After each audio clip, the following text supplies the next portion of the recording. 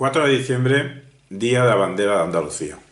Almudena García Rosado firma el 21 del 11 de 2022 y exactamente a las 10 horas 37 minutos 32 segundos la instrucción de 21 de noviembre de 2022 de la Dirección General de Ordenación, Inclusión, Participación y Evaluación Educativa para la celebración del Día de la Bandera de Andalucía. Una instrucción de la Consejería de Desarrollo Educativo y Formación Profesional de la Junta de Andalucía. Una instrucción que nos recuerda que el proceso autonómico andaluz tiene dos fechas importantes, una el 28 de febrero de 1980, día en que se celebró el referéndum sobre la iniciativa del proceso autonómico de Andalucía, y el 4 de diciembre de 1977, jornada durante la cual, en la mayoría de ciudades de Andalucía, tuvieron lugar multitudinarias manifestaciones para exigir una autonomía de gobierno que permitiera cambiar la situación de agravio y empobrecimiento respecto a otras regiones y nacionalidades históricas.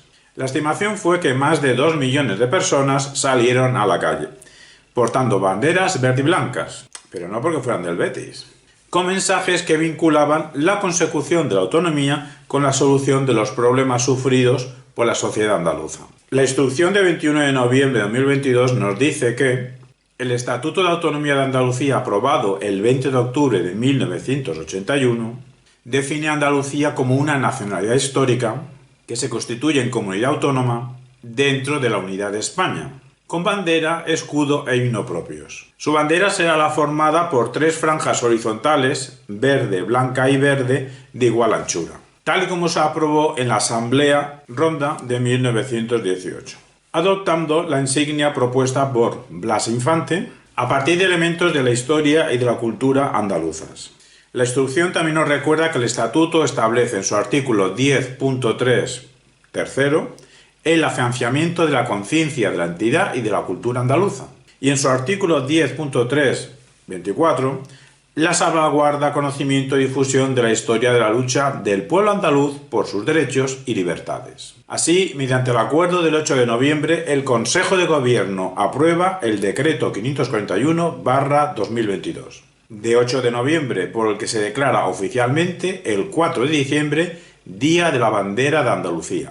Y esta instrucción dicta dos cosas. Primero, la conmemoración del Día de la Bandera de Andalucía en los centros docentes andaluces, y segundo, la inclusión de la conmemoración del Día de la Bandera de Andalucía en la planificación de las actividades del centro. En este sentido, pretendo contextualizar, darle un marco a este Día de la Bandera de Andalucía, invitando a la reflexión precisamente sobre el Día de la Bandera de Andalucía.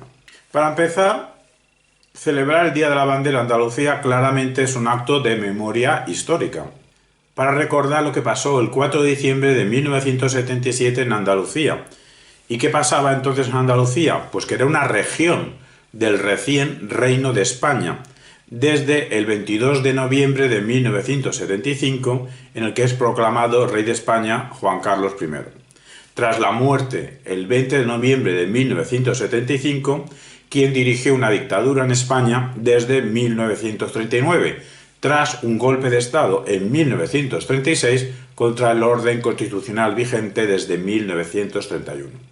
Nótese que este documento de la instrucción de 21 de noviembre de 2022 se acepta que la composición de España en diciembre de 1977 estaba constituida por regiones y por nacionalidades históricas. Pero no hubo manifestaciones solamente en Andalucía. Un servidor, con tan solo 11 años en aquel entonces de diciembre de 1977, acompañando a mi progenitor, acudió a la manifestación en Barcelona del 4 de diciembre de 1977, donde nos congregamos más de 300.000 personas para pedir la autonomía de Andalucía, jornada que se bautizó, así rezaban los carteles, como Día Nacional del País Andaluz. Yo estuve allí, no me lo han contado, y cabe recordar que en 1970 en Cataluña había 840.000 andaluces, al punto que se decía que Cataluña era la 9ª provincia andaluza.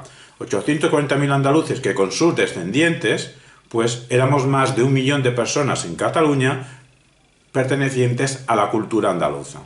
Puedo confirmar que en la Barcelona de 4 de diciembre de 1977, el nacionalismo andaluz se sintió con mucha intensidad Y aunque no puedo ni pude hacer una comparación de lo que se sentía en Barcelona 4 de diciembre de 1937 y lo que se sentía en ciudades andaluzas el mismo día, sospecho e intuyo que el sentimiento de nacionalismo andaluz era más fuerte en Barcelona que en la propia Andalucía.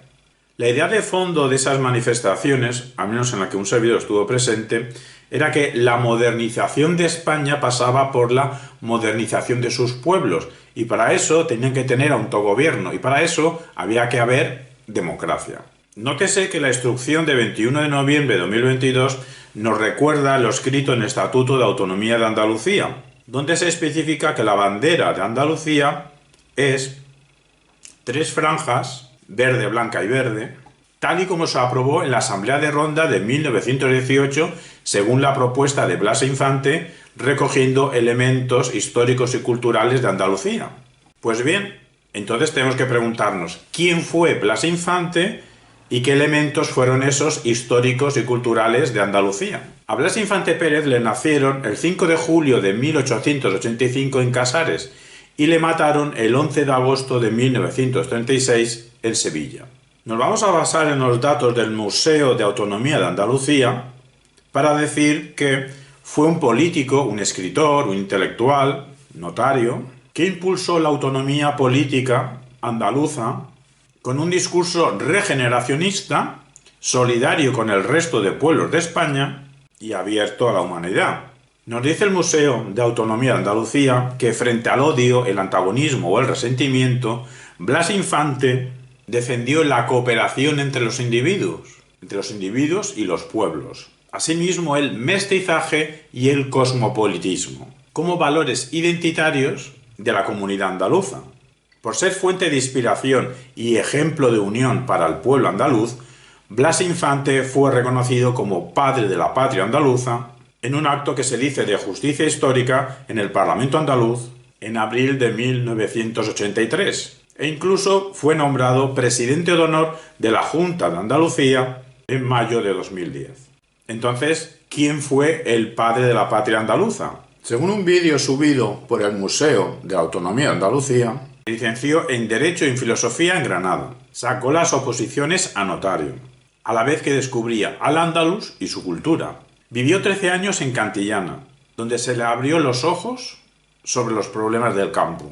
La acumulación de tierras, de muchas tierras, en pocas manos que ni siquiera trabajaban. Su primera ponencia, el 23 de marzo de 1914, fue Andalucía y el ideal, y se refería a Andalucía como la tierra más fértil de España, por lo que ya era hora de acabar con los privilegios de unos pocos. En la Asamblea de Ronda de 1918 propuso los símbolos de Andalucía, la bandera, el escudo y el lema. Con la dictadura de Primo de Rivera su vida en público desapareció, entonces dedicó su tiempo a la reflexión. Un dato muy importante en su biografía es que en 1924 viajó a Marruecos y quedó fascinado porque allí creyó ver cultura andalusí que había sido transportada desde Andalucía hasta el norte de África. En 1931 se ofrece a los jornaleros como abogado, pero sin cobrar. Funda el partido Candidatura Republicana Revolucionaria Federal Andalucista y se presenta a las elecciones en 1931. En el complot de Tablada se le acusó de ser un revolucionario violento, acusación de la que se tuvo que defender posteriormente en un libro. En 1933 piensa el concepto Estado Autonómico para Andalucía y lo define en su Carta Andalucista. Sus ideas se propagaban y en 1936 la bandera andalucista ondeaba en muchas ciudades andaluzas, en muchos ayuntamientos. Incluso el Estado de Autonomía estaba a punto de hacerse realidad, pero aconteció la sublevación militar de julio de 1936, frenándose en seco todas las aspiraciones autonomistas de Andalucía. Y a Blas Infante le hicieron callar, es decir, lo asesinaron. El 2 de agosto de 1936, militares fascistas, miembros del bando sublevado contra la República, lo detuvo y le fusilan el 11 de agosto en la carretera que va de Sevilla a Carmona. Esto no fue un hecho aislado porque incluso 4 años después, en 1940, el Tribunal de Responsabilidades Políticas del gobierno de la dictadura de Francisco Franco dictó una condena a muerte contra Blas Infante, que llevaba ya 4 años muertos, pero firmó una condena a muerte y una multa a la familia, y está escrito el motivo: por haberse significado como propagandista para la constitución de un partido andalucista o regionalista andaluz. Esta información la estamos sacando de la sección biografía de la página web museodelaautonomía.es. De cualquier persona se puede decir por sus obras les conoceréis. Pues también a Blas Infante le podemos conocer por sus obras escritas. Así, en 1915 publica Ideal Andaluz, a partir de aquella conferencia que dio en 1914. Y lo subtitula Varios estudios acerca del renacimiento de Andalucía. 1919 publica La Sociedad de Naciones, donde tras el desastre de la Gran Guerra de 1914-1918, defiende una ordenación política del mundo, democrática, republicana y universalista, donde quepa el proyecto andalucista. Un proyecto andalucista que asimismo tendrá que ser democrático, republicano y cosmopolita. En 1920 publica Motamid, último rey de Sevilla, donde rescata, honra y homenajea a Motamid, rey poeta andalusí de la taifa de Isbililla, es decir, Sevilla, Isbililla de 1069 a 1090, a la vez que en dicho libro enfatiza la relevancia de la cultura andalusí. En 1921 publica La Revolución Pedagógica y lo subtitula Estado actual del alma de la sociedad comunista, donde establece un modelo de sociedad en el que los políticos serán sustituidos por educadores, encargados de modelar a la humanidad. Pareciera que Blas Infante quisiera corregir a Lenin con Platón. 1931 publica La verdad sobre el complot de Tablada, en el que se defiende aquellas acusaciones que le hicieron de revolucionario violento, pero el título sigue: y el Estado libre de Andalucía. En el título no sale el Estado autonómico de Andalucía, sino el título es La verdad sobre el complot de Tablada y el Estado libre de Andalucía. Una obra póstuma que escribió entre 1929 y 1930 es Orígenes de lo flamenco y Secreto del cante jondo, sobre la expresión artística suprema del pueblo andaluz y su conexión con la cultura andalusí, es decir, la relación del flamenco con el mundo islámico. 1934. Andalucía desconocida. Breve historia de Andalucía que incluye la partitura y la letra del himno andaluz. Ya en 1933 propuso que el canto religioso Santo Dios, un cántico de los jornaleros andaluces, fuese el himno de Andalucía, previamente transformando la letra, cambiándola por un texto suyo. Y puestos a conocer quién fue el padre de la patria andaluza, no podemos ocultar lo que sí ocultan las biografías oficiales, que es su posible relación con el Islam y su proyecto islamista sobre Andalucía. Es un hecho que en 1931 se construye en Coria del Río una casa familiar llamada Dar al-Farag, que significa la casa de la alegría, inspirada en la arquitectura y la decoración andalusí. Por un lado, para saber todas las posturas, la hija de Blas Infante siempre ha negado que su padre se convirtiese al Islam. Incluso muchos de los que le conocieron subrayan su laicismo. Sus obras están ahí, sus obras se pueden leer, y también se puede leer el libro de Muhammad Ali Sherif Ketani, que relata la conversión. Según el libro Inviat al-Islam fi al-Andalus, editado por la Universidad de Islamabad en 1992 por Ketani, en septiembre de 1924, cerca de Marrakech, en una pequeña mezquita de Ahmad, ahí es donde Blas Infante realiza la Shahada, o conversión al Islam, adoptando el nombre de Ahmad, ante 2 testigos descendientes de moriscos españoles que fueron al norte de África, a Marruecos. Todos los investigadores de la figura de Blas Infante reconocen la fascinación que tenía hacia el Islam, hacia la historia y la cultura de Al-Ándalus. Y para algunos investigadores, en el supuesto caso que se convirtiese al Islam, pues seguramente sería como un acto simbólico. En cualquier caso, cabe decir que en el supuesto que se convirtiese al Islam, eso fue un acto privado, porque en público nunca lo declaró, nunca lo reconoció. Lo que sí tenemos son sus textos. Estos datos los estamos sacando de Cristina Decina, de su artículo del 15 del 9 de 2013, La controvertida conversión al Islam de Blas Infante, publicado en Diagonal. Sobre su viaje a Marruecos tenemos incluso fotografías ataviado, vestido, con el izam o prenda del peregrino. Tenemos textos de Blas Infante respecto a su viaje a Marruecos, donde escribe que a él allí se le ha encendido un religioso fervor hacia una cultura que se pretendió cegar y que se hizo subterránea y de oscuro discurso. Aquí nos parece muy interesante la distinción que hace Emilio González Ferrín entre Islam con I mayúscula e Islam con I minúscula. Islam con I mayúscula sería la civilización e Islam con I minúscula sería la religión. Puede ser discutible o no hay pruebas contundentes sobre la conversión de Blas Infante al Islam en cuanto a religión, pero pocas dudas hay también de la fascinación de Blas Infante hacia el Islam como civilización. Se sabe que en Marruecos peregrinó a la tumba del rey poeta de Sevilla y Córdoba, Al-Mutamid, y alrededor de la tumba dio 7 vueltas en sentido opuesto a las agujas de reloj, como las vueltas que se hacen en la peregrinación en la Meca. En sus libros sabemos que él nunca habla de reconquista por parte de los cristianos, sino que hicieron conquista, no reconquista, sino conquista. Lo que es un hecho y no especulación es su interés por rescatar la cultura andalusí, al punto que creó centros andaluces, donde él mismo enseñaba la lengua árabe. Y su interés por el Islam no era anecdótico o mera curiosidad, sino a tenor por la abundancia de textos en árabe sobre temática islámica y a tenor por la inscripción que tenía en su despacho recomendándose la lectura del libro de Alá, es decir, el Corán, a tenor por todo esto, dicho interés por lo islámico era profundo. Incluso se sabe que para el Congreso de los Pueblos sin Estado en Delhi en 1930, que él no fue, pero hizo un texto para que se pudiese leer allí, en dicho texto dice que el Islam es movimiento, vivir en conocimiento sobre nuestra experiencia de Al-Ándalus en su época de esplendor. Si nos imaginamos un Blas Infante, si no musulmán, al menos en cierta medida relacionado con el mundo islámico, cabe otra interpretación, se puede ver desde otra perspectiva sus ideas de negación del latifundio y afirmación del universalismo.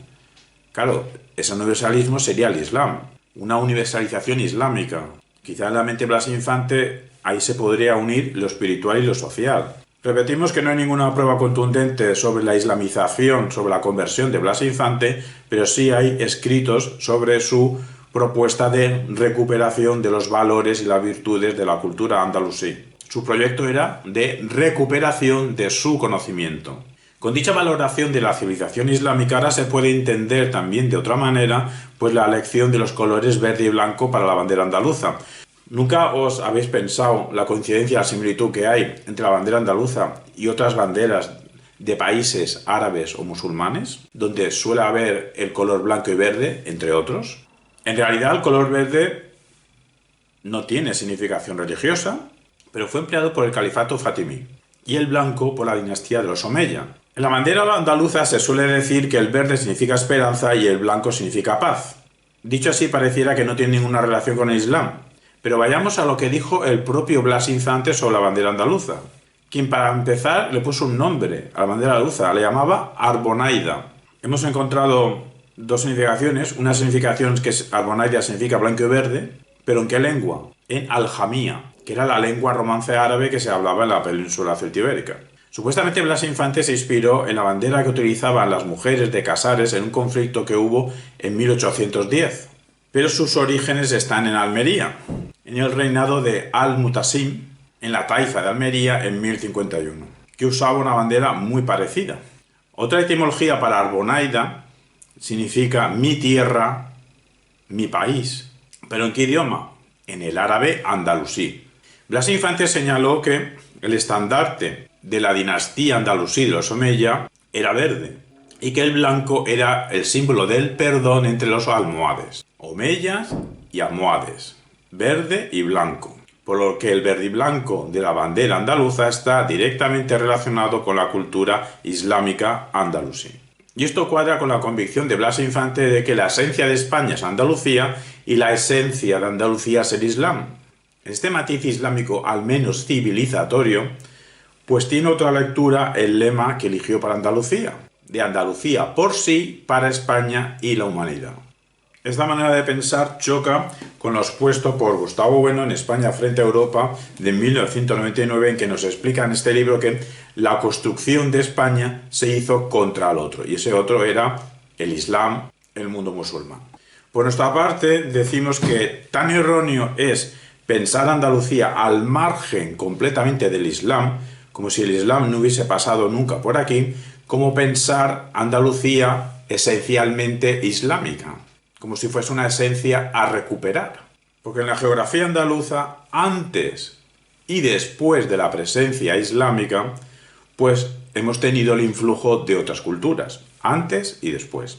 Aunque para los que nos han enterado que el Islam pasó por aquí y también para los que lo saben, recomendamos las obras de Emilio González Ferrín, especialmente Historia General de Al-Ándalus y Cuando fuimos árabes, de 2006 y de 2017. La tesis fuerte de Emilio González Ferrín es que Al-Ándalus fue el nombre de Europa entre Occidente y Oriente, el lugar donde aconteció el primer renacimiento ilustrado, primer renacimiento tras la gran cultura griega, renacimiento ilustrado que fue en árabe. El idioma culto de una España, llamada entonces Al-Ándalus, que legó al renacimiento europeo, o europeo más arriba a los Pirineos, porque Andalucía y la península celtibérica entera, evidentemente también era Europa, pero se legó al renacimiento europeo pensadores tan ilustres como Averroes o Abentofail, sin los cuales la ilustración europea no hubiese acontecido, al menos de la manera en que aconteció. Pero tampoco se puede reducir Andalucía al Islam, porque es mucho más. Todo es política. Al menos las banderas sí, y por eso también la bandera andaluza, y por eso también la figura de Blas Infante como padre de la patria andaluza.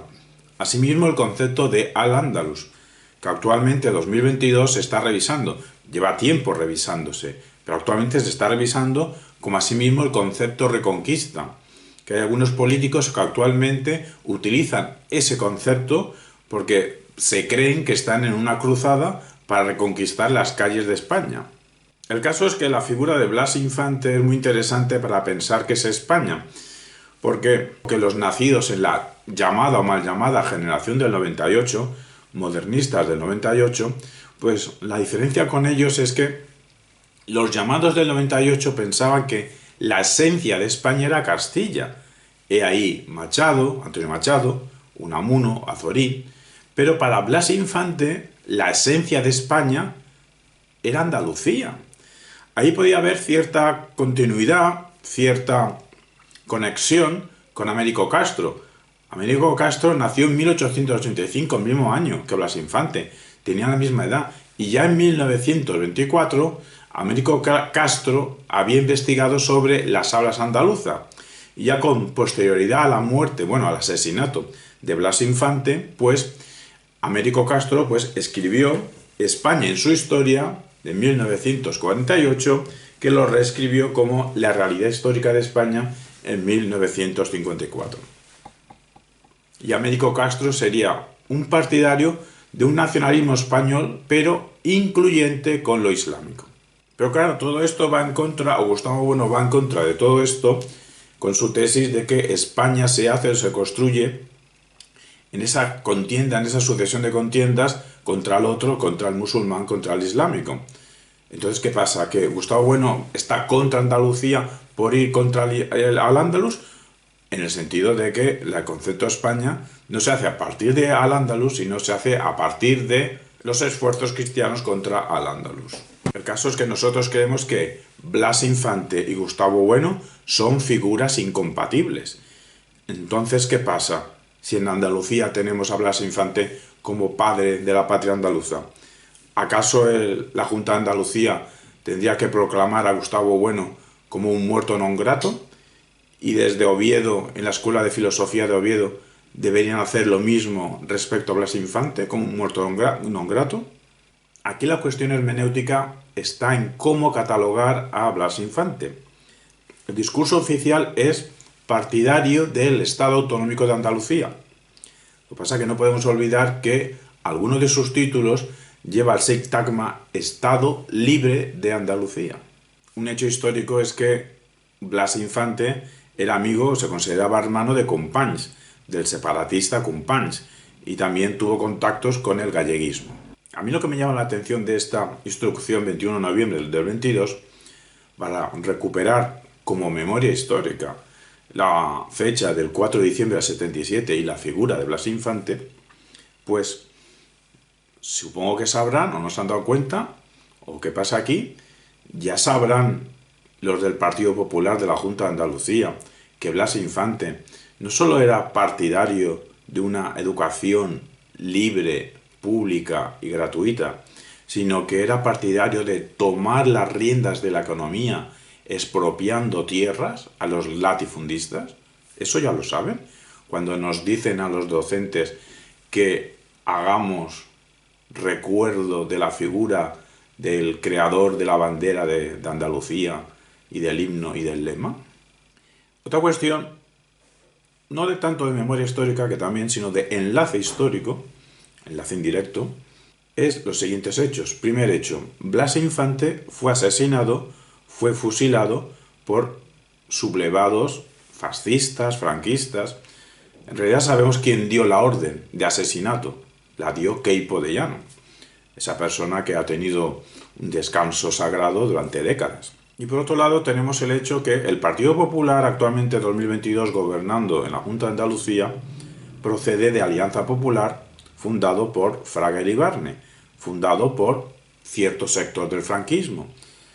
Porque claro, aquí lo gracioso es que ahora el gobierno del Partido Popular de la Junta de Andalucía hace una instrucción para recordar el 4 de diciembre de 1967 y recordar la figura de Blas Infante. Y claro, ¿qué pensarán de cómo murió? ¿De muerte natural? ¿Dando un paseo? Tan solo tengo una duda. No sé si esta invitación, instrucción, nos instruyen a los docentes a que recuperemos la fecha del 4 de diciembre del 77 y la figura de Blas Infante como creador de la bandera, del himno y del lema y del escudo. Yo no sé si esto, desde el Partido Popular Andaluz, lo hacen por ignorancia o lo hacen por sentido de culpa, de conciencia, por justicia histórica, o lo hacen, lo cual sería más pervertido o más astuto, lo cual indica un grado de inteligencia, si lo hacen, lo de invitarnos, nos instruyen a poner encima de la mesa la figura de Blas Infante, para que de ahí quizás surja una investigación, un saber quién es Blas Infante, y así nos encontremos, se encuentre el alumnado, se encuentre el profesorado con, tachan, la conexión de Blas Infante con el Islam. No sé cuál de estas tres, u otra cuarta posibilidad que se me escapa, es la razón que explica esta instrucción del 21 de noviembre del 22. El caso es que han conseguido que un servidor investigue un poquito sobre la figura de Blas Infante. Y claro, su proclama como padre de la patria andaluza. Ante eso, un servidor, siendo andaluz, no de nacimiento, pero sí de medio genética y de convivencia, pues ante el hecho de Blas Infante como padre de la patria andaluza y un servidor sintiéndose andaluz, pues un servidor no se siente nieto de Blas Infante. Puestos a tener alguna conexión, pues prefiero tenerla con Emilio Lledó, que al menos le conozco personalmente. Es una persona muy interesante, muy inteligente y muy lúcida. Pero que no me sienta nieto de Blas Infante no quiere decir que me sienta colega de los que actualmente casi piden que se le vuelva a fusilar. Ni soy nieto de Blas Infante, ni soy colega de los que proclaman su linchamiento público. Yo, ¿qué queréis que os diga? Me siento y soy nieto de Eladio Guzmán Hernández, que fue un maestro de Almería, que se volcó en dar lo mejor de sí mismo para instruir a su alumnado. Y pregunto yo, ¿cuál es el primer segundo en el que se puede trazar una línea y a partir de ahí podemos hablar de Andalucía? Si las manifestaciones de 4 de diciembre de 1977 fueron para pedir autogobierno para Andalucía y así poder solventar el problema del agravio comparativo que sufrió Andalucía respecto a otras partes de España, Ahora, 45 años después de esa fecha, nos podemos preguntar por el balance. Nos podemos preguntar si el sistema de autonomías, si gracias a la autonomía de Andalucía, en qué medida hemos podido solucionar el agravio comparativo, la diferencia de calidad de vida de Andalucía con el resto de partes de España. En fin, genealogías aparte, la bandera andaluza nos representa a todos los andaluces y nos recuerda que la gente de esta tierra ha sido culta, pero cultura no entendido al modo idealista, al modo germánico, al modo anglosajón, como si cultura fuese que el individuo queda dentro de unos gremios, sino cultura en el sentido grecolatino de saber de la propia geografía. Y es que la gente de esta tierra andaluza ha sido culta porque ha sabido arar el mar y navegar por el campo. Gente trabajadora, creativa, resultado de un mestizaje, que ha encontrado soluciones inteligentes y cívicas al problema de cómo vivir y convivir. Desde el plano educativo, celebrar el 4 de diciembre, el Día de la Bandera de Andalucía, puede significar una invitación a que intentemos ser como los mejores andaluces, como lo mejor que ha pasado por esta tierra, porque esos mejores andaluces y andaluzas han sido gente culta, inteligente, trabajadora y cívica. Feliz Día de la Bandera de Andalucía 2022 y para el resto de años que se pueda visionar este vídeo un 4 de diciembre.